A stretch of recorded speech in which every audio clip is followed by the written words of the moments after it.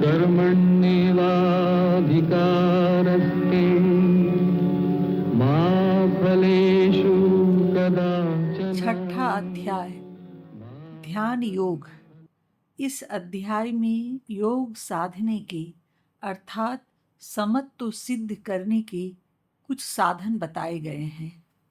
श्री भगवान बोले, जो मनुष्य कर्म फल का आश्रय लिए बिना विहित कर्म करता है वह सन्यासी भी है और योगी भी है।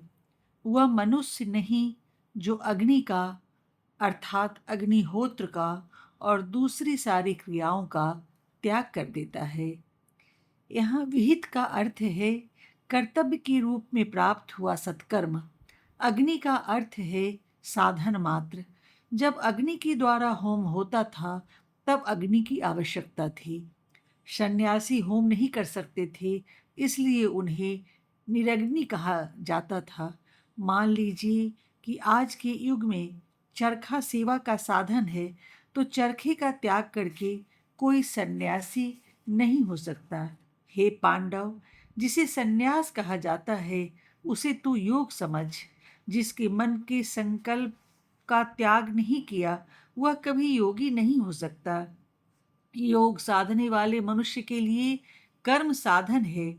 जिसने योग सिद्ध कर लिया है उसके लिए उपशम अर्थात विरति शांति ही साधन होती है। जिस मनुष्य की आत्मशुद्धि हो गई है, जिसने समत्व सिद्ध कर लिया है, उसके लिए आत्मदर्शन सरल होता है। इसका अर्थ यह नहीं कि योगारूढ़ पुरुष को लोक संग्रह के लिए भी कर्म करना जरूरी नहीं रहता। लोक संग्रह के बिना वह जीवित ही नहीं रह सकता।